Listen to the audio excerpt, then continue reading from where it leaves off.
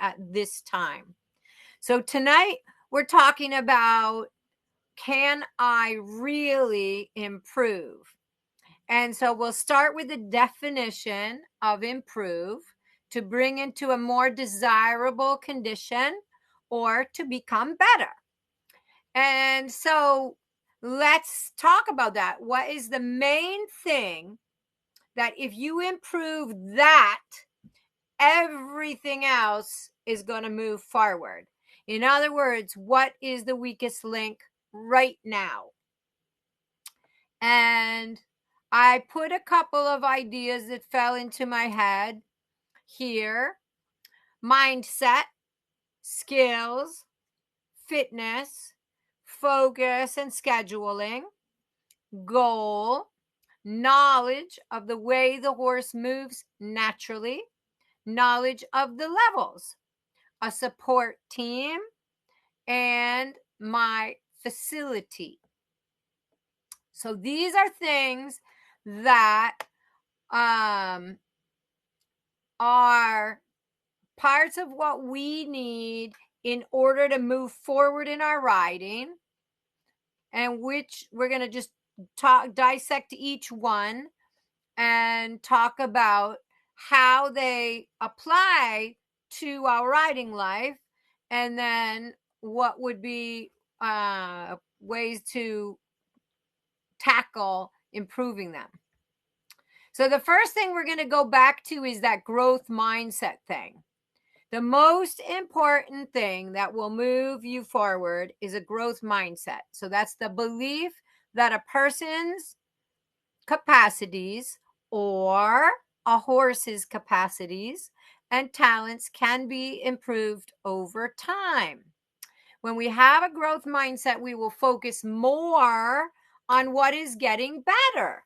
We will be curious about how to improve, and we will move forward from mistakes easier. So if we don't have a growth mindset, then you can imagine there's going to be no curiosity about how to get better, because we're already assuming that we can't. We're going to kind of dwell on the things that aren't going well for us instead of what is getting better. And then when we have a mistake, that's going to keep us down longer. So a growth mindset will help us focus more on what's getting better.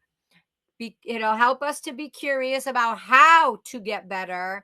And we're going to move forward from mistakes much easier. So as we start with mindset, challenging mindsets are: someone else is in control of your progress. So being a little bit of a victim instead of in control of your own life. There is nothing I can do to improve this situation. Meaning that there's a situation that's overwhelming you, and you don't think if you put effort in that anything about that situation is going to change. Lack of self-worth or poor self-esteem, closed-mindedness. So these are mindset challenges. This is if our mind is in these places, it's going to hold us back. Inability to see things from a different point of view, comparison to others, worry about other people's opinions, accepting advice from people who lack experience or expertise because you want to fit in, valuing being the knower over being the learner.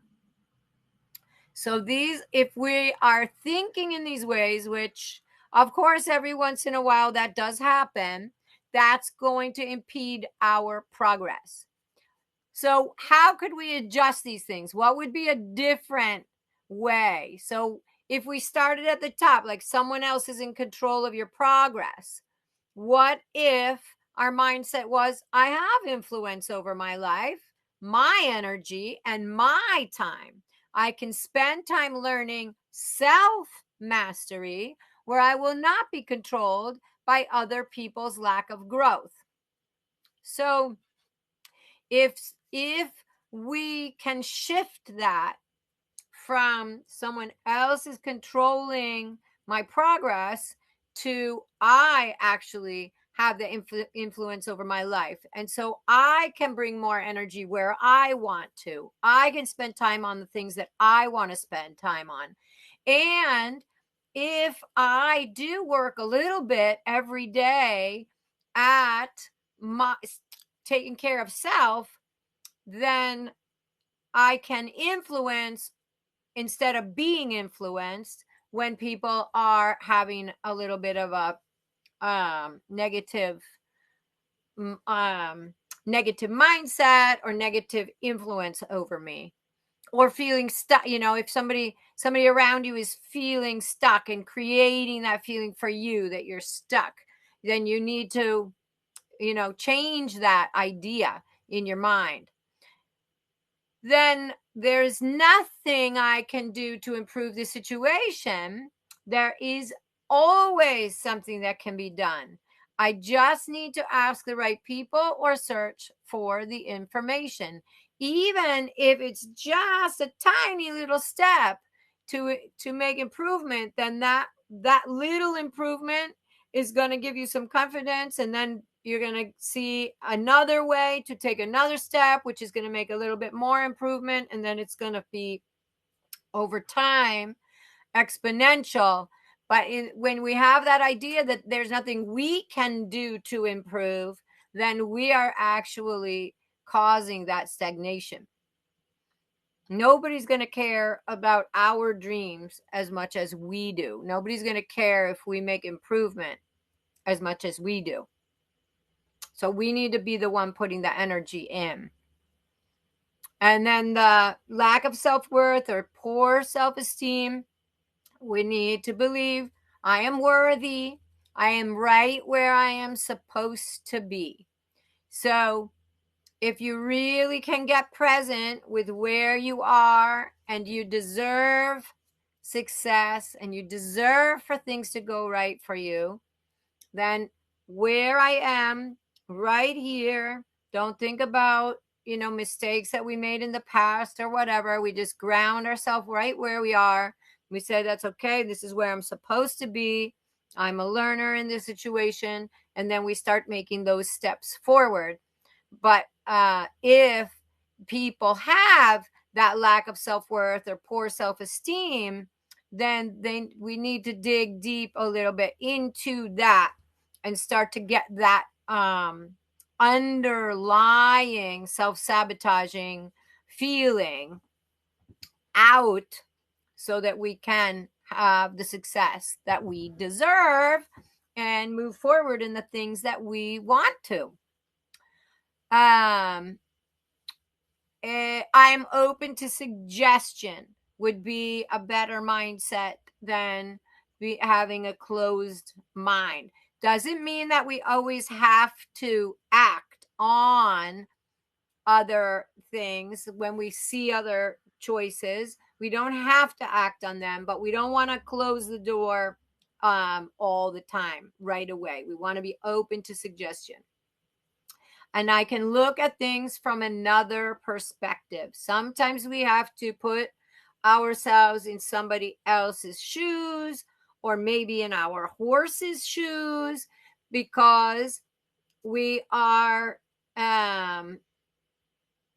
getting stuck with that inability to see things from a different point of view. If you really are like your experience and the way that you've seen things, it is just this one way, something new might be happening. There might be a new problem or a new difficulty comes up, and you have only this experience. You're going to close your mind. You're not going to look at it from another point of view. You might end up getting yourself bullied up against a wall. But if you're open to looking at things from another perspective and opening yourself to seeing the bigger picture, then sometimes that can bring you the answers to your questions or work with the problem solving can go easier. So we want to be open to look at things from another perspective. And sometimes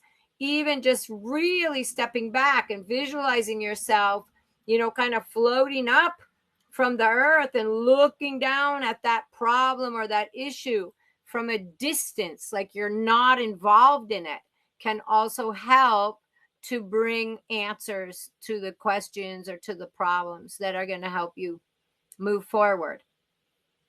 Worrying about, comparisons to others. So everyone is on their own journey. So it absolutely never, ever helps us to compare ourselves to other people, to look at their progress versus ours, or imagine that they are better than we are or doing better than we are in a way that's not benefiting us. It's never going to help. Why are you not moving? Oh, because we're already on that one. So think of, if you start comparing yourself to others, then you're going to switch that to everyone is on their own journey, and I'm where I'm supposed to be on my journey, and they are on their journey. Many people, so, worrying about other people's opinions, many people's opinions have more to do with their own experience and have nothing to do with me.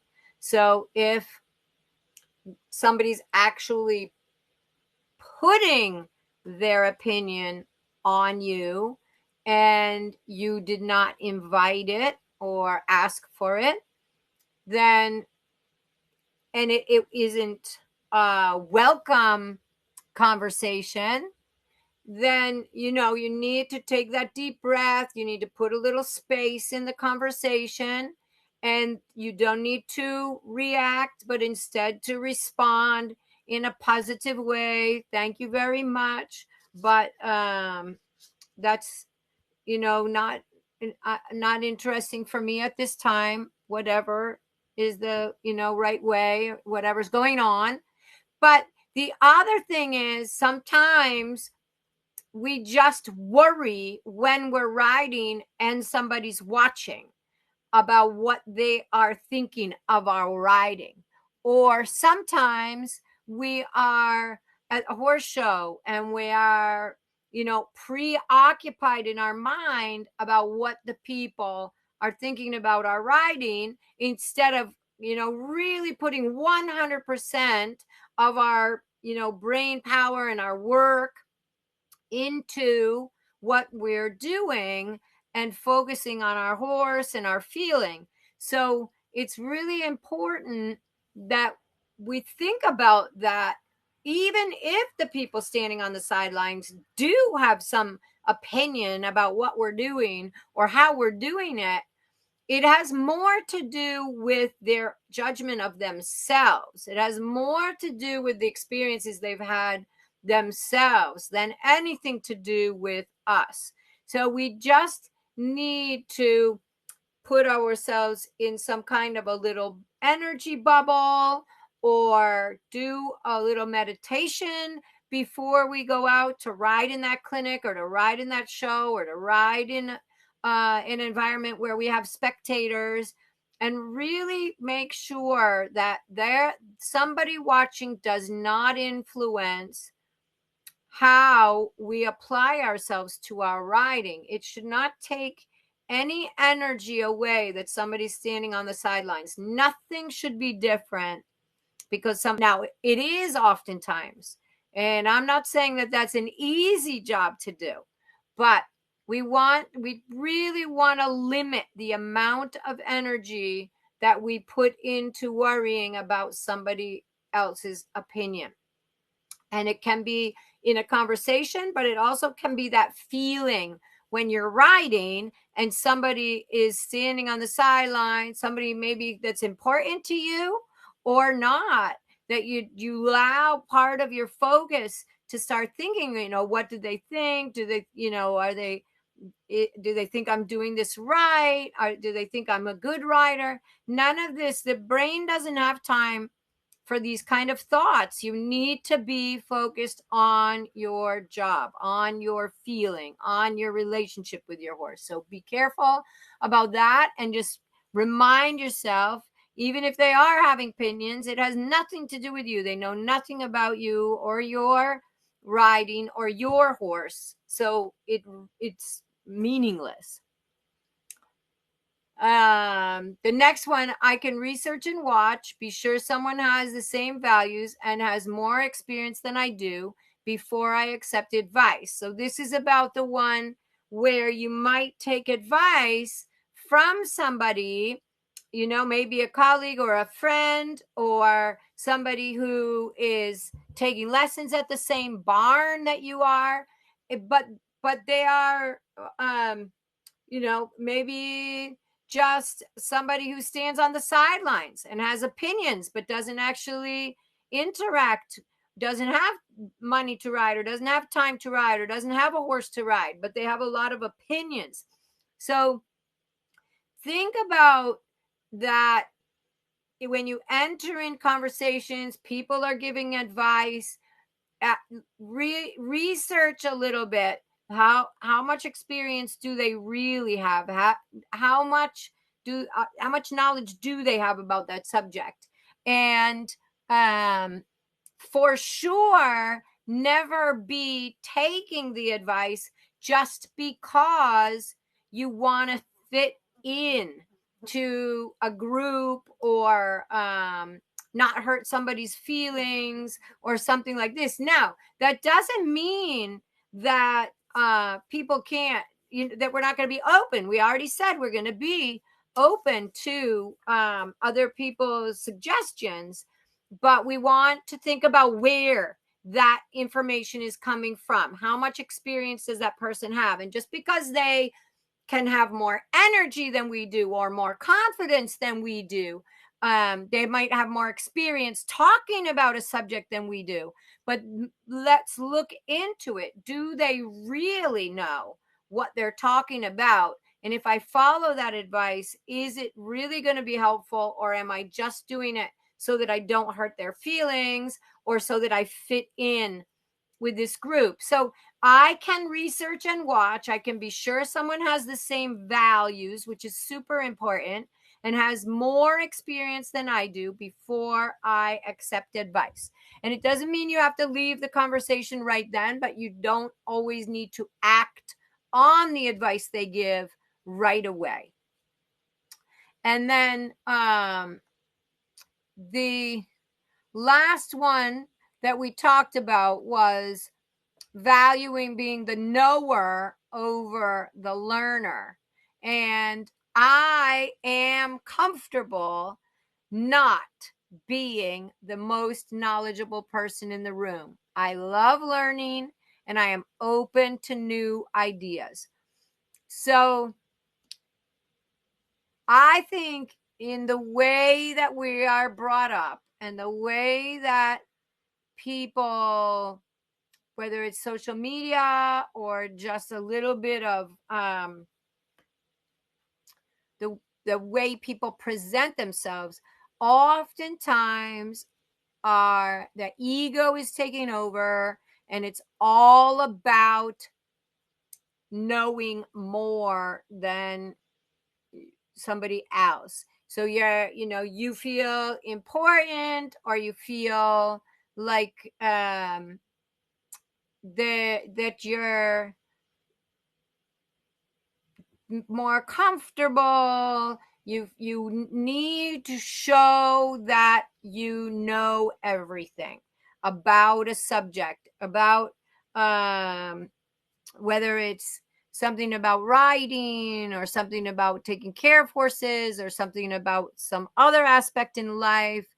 And when we can let that go, and even if it is somebody that is spouting off in an arrogant way, not build up and want to compete with that, but instead sit back and let ourselves value learning over knowing. And when we think about it that way, much of our ego is put at bay, and we don't need to come all the time ready to say how much we know. It's easier right from the start to sit back, to watch, to learn. We can decide that whatever the situation is, that we actually don't want to take any of that information, that it is not within our value system, or it is not interesting. I have a fly torturing me here. It can happen that whatever situation we're in, whether it's a clinic or a conversation or a lesson or, just a friend, we can decide what information is good for us and what information we want to let go. But we've got to be very open to learning. And I have to say that there's certain time in my life where I thought, okay, like I understand, these aspects of this and how to do that. And always there's another horse there to teach me something new. There's always another situation that comes up that needs a little bit of different managing. You think that you know a lot about how to manage soundness, how to manage illness, how to manage the horse's learning process, and there's always something new to learn.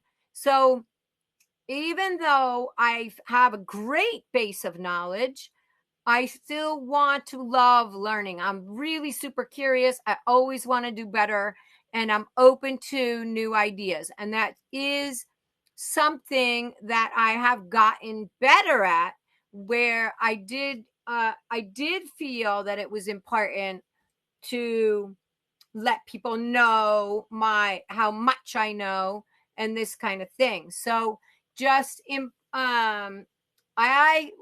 think that valuing being the learner rather than the knower is always going to open up for more opportunities of learning, and not knowing, having to know everything. First of all, you're talking all the time. You don't have opportunity to take things in. And second of all, we can never know everything about anything. So we must always be the learner and embrace that. So that was the first subject that we were talking about, mindset. If I improved my mindset, took it from some of these places to those places that we just talked about, how would that be the most important thing for me to improve? And then from there, everything will go forward. So the next one is skills. And we're always going to be upgrading our skills, always. So that's fun, especially riding horses. I actually think in anything you do, but with riding horses, it's always going to be upgrading our skills. So in riding, what could be some skills that we would upgrade? Application of the aids, our balance, learning to go with the movement of the horse, relaxation, being relaxed in all situations, being able to manage our body no matter what's going on, learning how to, really feel what's going on underneath us, and then being able to react or respond correctly with our body because of what we're feeling with the horse. The skills of our seat, our legs, our reins, the ability to judge distance, figure size, stride length, speed, and energy, and what's the right thing for our horse. So these skills, I think, all need to be, we work on them a little bit every day when we're riding, but it could be that we're at a very good baseline right now where we feel like our skills are pretty good, but one of these other things, improving that, is more important. And maybe because we improve our mindset, then it makes it easier for us to improve our skills. Maybe because we work on our fitness, that helps us to improve our skills. So we think about it like we've talked about some of these other things in the past with the levels of learning. If we rated each one and we said, okay, I'm going to focus more on this, and then that's going to make everything else better. So the next one would be fitness. Do I need to improve my stamina, my strength, my flexibility, or maybe my coordination? When fitness plays a lot into our mindset. So if we feel really tired and weak, if we don't put ample energy into our riding, then our mindset is also going to be in a negative place. We're going to defeat ourselves before we even try. So in these moments, we do want to work a little bit outside of riding to improve our fitness level, our stamina. We might want to work on some coordination things, using the right side and the left side of our body equally. And then when we get back on the horse, we have more confidence, and then that brings all of the other things up. So sometimes fitness might be at the top of the list. The next one is focus or scheduling. And then, am I putting some effort into setting myself up for success? So I think it's important to put a little bit of intention into the plan, the schedule for the day, for the week, for the month, in a way that gives you block time for your riding. So we want to be absolutely sure not to take other things to our riding time. We don't want to take the stresses of home. We don't want to take the stress of work to our riding. We don't want to take anything that doesn't have to do with our present riding time. That's the relationship with the horse and what we want to improve that day with the horse. That can come to the arena, but all the other outside stuff has to stay outside. And we need to get good at blocking that time so that we're not multitasking while we're riding. And I think women especially have an unbelievable ability to be doing 3 things at one time. I can be doing the laundry and making dinner, and then also maybe doing something on the computer in between. And so my mind is going, but when we're riding, we don't want to let that happen. So we've got to develop a habit of really blocking off that time, allotting it. When we take riding lessons or we take a clinic, that gives us the opportunity to really focus on our riding. And we do give the time because we have the respect for the instructor. But if we don't have an instructor, we still need to give that same respect to our horse and to ourselves to really keep the focus on what's going on in the riding. And then plan out a little bit about how your week and your month is going to go ahead of time. If you know for sure that certain days are going to be more difficult to allot enough time, then plan on those days only to do groundwork or only to do something that takes a little bit less time, so you can still commit to that time and have a successful interaction with your horse and not try to rush through. You already knew it, you planned it, you know that you spent more time yesterday, you're going to spend more time tomorrow, so you don't need to get that stress going with your relationship with your horse. And then spend time practicing how to calm your mind so that it feels really natural when you're riding. So if we practice meditating, or we practice some kind of meditative exercise, then our mind gets used to being quiet.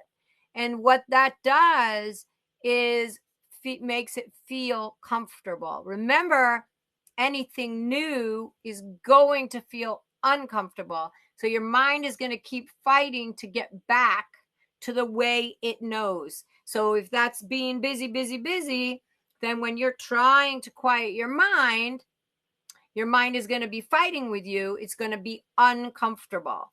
So when we're riding, we really don't want the mind to be so busy thinking about the grocery list, thinking about the next appointment. Did I get gas for my car? This isn't something that you really have time with when you get on your horse. Time for when you get on your horse. So be sure to block out that time and then practice having that mindful time, whether you set a timer for your meditations, or whatever is really the best way for you to quiet your mind. If it's an exercise, a tai chi or yoga, biking, anything. And then just when those thoughts come up, don't fight with them, but just watch them float by, whether it's a cloud in the sky, or you put it into some kind of balloon and send it off, whatever it is. But don't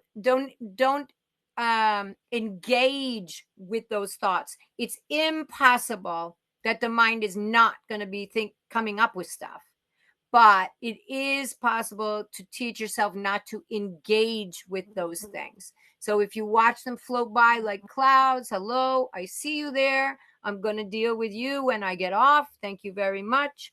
Whatever is the best way, but practice outside of riding, because that really makes it feel more comfortable when you're riding. And oftentimes just simply being with the horses already makes that a lot easier. Goal. Have I set an intention for my riding, a long-term goal that I dream about that helps me show up every day, and then also short-term goals that keep things present and real. So if we don't know those smaller steps that are going to take us to that big place, it might be easy for us to get distracted and off course. So we want to be having two sets of goals. And for that big long-term goal, there is nothing at all that is too big to dream about. So it's actually good if it's a little bit scary, because then that brings blood to the whole thing. And you don't want it to be something that's ho-hum, and you don't have to work a little bit to become that person that can achieve that goal. So we want to have a big long-term goal, and it wants to be a little bit of a stretch. And then we want to have smaller short-term goals that are making us feel less overwhelmed. And like with each time you make one of those small steps, those shorter term goals, you achieve that builds confidence, that gets the ball rolling. And then from that new place, you'll be able to make another short-term goal that looks achievable. Because I talk to people, coaching clients and things like that about, okay, well, my long-term goal is to go to the regional finals, and I have never gone before. But then they start thinking about, riding at the regional finals and the atmosphere and the competition and these bigger judges and so on, and they get overwhelmed. But I say, well, you're going to go through a process to get to that regional finals. You're going to do some things that you haven't done before, but they are going to prepare you for that experience. So if you only think from jumping from where you are to that big goal, it's going to feel absolutely unattainable. But when you say, okay, my ultimate goal is to go to the regional finals, and then my monthly goal is to do a schooling show so that I take my horse off the property and I learn how to ride the test without a lot of stress, that is achievable. And then when that has been achieved and it felt good and it went well, then the next thing will be to do the recognized show and to do those qualifying tests. And maybe the qualifying tests that we do are at a venue that is still smaller and easier and doesn't have a lot of atmosphere. But we're also going to look, after we've accomplished that, for a venue that's a little bit bigger, a little bit closer to what would be at a regional finals, so that we feel prepared when we get to the regional finals. So we're going to have these long-term goals and then shorter-term goals that keep us present and confident and moving along our path. So the next one is the knowledge of how the horse moves naturally. And this is something that's going to continue to grow as you improve your experience, your feeling, and you develop your eye. And one thing that I find is that if you have a setback, you may want to revisit this. Is my horse balanced? Is my horse moving naturally without leaning on with me, without being manipulated, without some kind of pain or stuckness in the body? So oftentimes, if we feel like something is not right, or we start to get stressed and our rides just don't go the way we want them to go, we need to revisit that knowledge of how the horse moves naturally. Maybe I watch my horse lunge without tack, or I ask somebody to trot it, or I watch some videos and I remind myself about how stuff is supposed to look and what does it look like the rider is doing in order to move with that horse.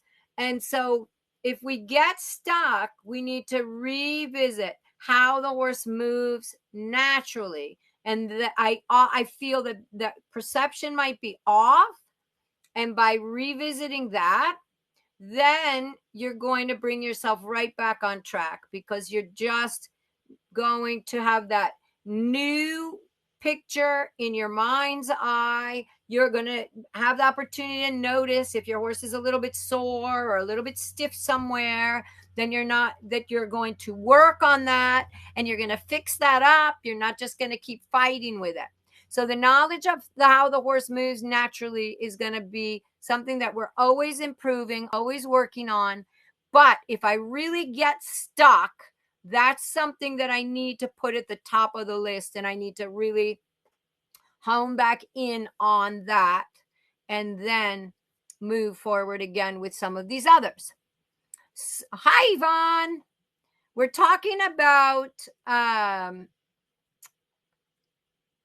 things that, let's go here. I'm just going to I'll go through it one more time. I can email it to you too. But we're talking about which one of these things, if you improved it, would it make everything else better. And the things that we're talking about tonight are mindset, skills, fitness, focus and schedule, goal. We just did the knowledge of the way the horse moves naturally, knowledge of the levels, a support team, and my facility. So we were just talking about how the horse moves naturally, and now knowledge of the levels. For any discipline, it is helpful to know where you are now, but also where you are going. It will help you to understand more why your trainer is working on certain exercises and principles if you start to make yourself familiar with the next level.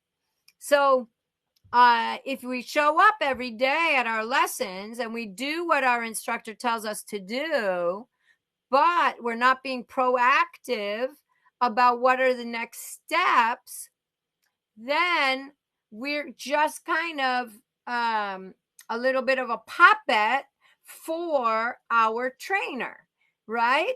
But if we are going to educate ourselves about what that next level looks like, then we're going to know, we're going to actually not only want to achieve the requirements of the level that we're doing, but we're going to look for even more, should we say, control or preciseness, so that we have an easier time transitioning to the next stage. And I think that this is super important, whether you want to watch videos, watch at the horse shows, look at the requirements, and even read the guidelines. So if I am doing in dressage, the levels are pretty easy to understand. You know, we have walk trot to start, then we have walk trot canter in USDF test, then we have training level and first level and second level. And so if we're competing at training or first level, we might go at the show and watch some second level just to get an idea of the new requirements. We might watch, and we want to know where we are, what are the requirements of the level we are in. So we're not just taking our trainer's word for it. We could read it in the handbook. We could read the guidelines. If we're in jumping, what would be the maximum and minimum size fences? How wide can they be? Is there combinations allowed? How many fences would be in a course? Things like that. If we're doing dressage, where, you know, how does the frame change? What kind of transitions are required? If we're riding at second level test 1, but we have a goal of doing second level test 3, how do they differ? What could I do differently to make second level test 3 start to feel easier as I consider entering it? So I think that this knowledge of the levels is super important. And I think that a lot of times we don't regard it. We don't put time into this. So, whatever way is going to help you, actually a little bit of everything, I think, is probably the best choice over time. Don't overwhelm yourself, but over time, so if you're at a show, take that opportunity to watch a little bit of your level, and if possible, and the level above. If you have opportunity to go on YouTube or your federation's website and watch some of the videos that they show, I think that's very helpful. And then when you get, if you're doing a test, a dressage test, in the side is actually what it is, what are they asking at each movement? And that's important to read, because sometimes we take it for granted what the overlying goal is for each movement, and we don't realize that there's certain aspects of it that we're not doing clearly. So reading the test or reading the requirements on the websites can also really help educate. And then your support team. Make sure to keep the people that bring energy to your goals close, and the ones that drain your energy at a distance. Share your dreams with the people that bring you energy and are truly supportive. But be careful not to share your dreams with negative Nellies. Oftentimes, people will put their own opinions of themselves reflected to you. So you might tell somebody, my goal is really to go to the regional finals, and I'm super excited about that. But the other person that you're talking to might have tried and failed, or might, all just feel that that would be impossible for them, and they're going to spread that negativity toward you by accident. They're not going to say that it's coming from them. That's not you. You have to realize that oftentimes when people are negative about things that you say you want to do, it's because they don't believe they could do them themselves. So keep a list of people that help uplift you when you have a setback, and reach out when you get down. Resilience is a big part of success. So how fast can you jump up after a setback? Build a team of these people that are there for you, even if you're not doing perfect. And take people off the list if they disappear when you're down, but they're only around when you're up. Those are not, that doesn't mean you eliminate them completely as friends, but it does mean that you're going to give them less of your time.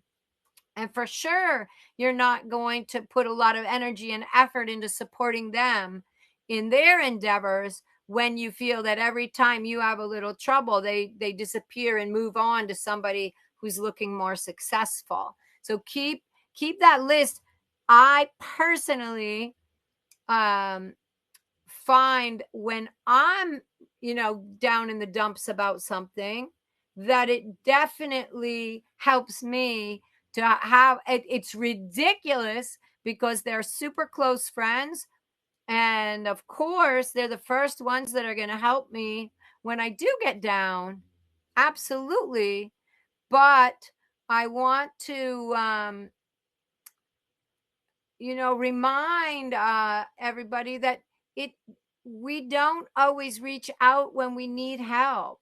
We're happy to talk to people when we're up and things are going great, and we want to spread our happiness and our joy around. But when we do have a setback, or things aren't going perfectly, or we are doubting ourselves, that's time where we usually hide and look down and stay closed up.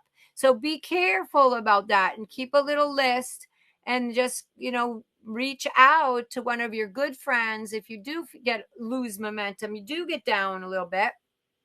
And I think that will make that help that you bounce up faster.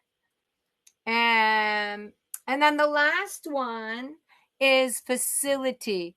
Be sure to keep your arena, your stall, your tech area, everything as organized, professionally organized as possible. This will help you bring your top game. Some of us don't have complete control of the arena or things like this, but there are certain things that we can do to what is it, to wipe off the chairs, or to fix the letters if they get out of whack, or to pick the manure out of the arena. Do we have opportunity to offer to drag it, or just set things up better? Your attack room, even if the other people that share the space with you are not tidy, you need to keep your standards high. The way you do these little things is the way you're going to do those big things. So don't think of it as a waste of time. Don't think of it as not important. Keep your area professionally organized. Keep your tack clean. Keep your boots clean. It will help keep those standards up. Everything we do is a reflection of who we want to be. So we want to present ourselves like we have it a little bit together, like we are a little bit organized.